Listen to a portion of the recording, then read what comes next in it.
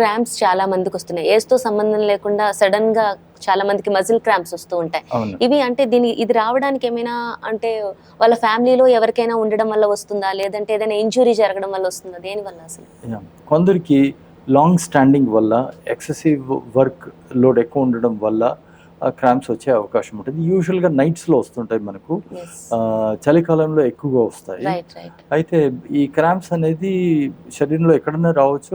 Most commonly మనకు cough muscle, పిక్కలు అంటాం కదా, అది అక్కడ వస్తుంది.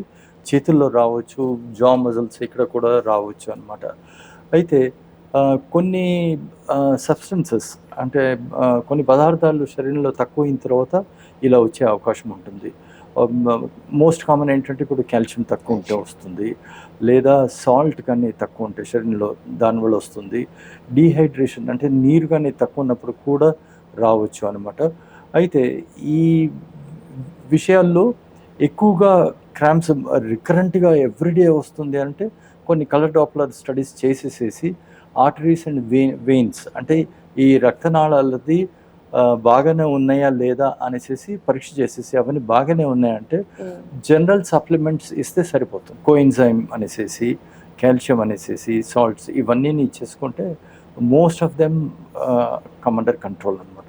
ఇంకొకటి ఏంటంటే నైట్లో ఏదైనా బ్లాంకెట్ కానీ వెచ్చది మోకాళ్ళ వరకు, వాట్ ఎవర్ మేబీ ఎండాకాలమైనా పర్లేదు, చలికాలమైనా పర్లేదు, మోకాళ్ళ వరకు వెచ్చగా పరుచుకొనేసేసి కాళ్ళు చల్లబడకుండా చూసుకోవడం, ఇది కూడా వెరీ ఇంపార్టెంట్ ఇష్యూ అనమాట.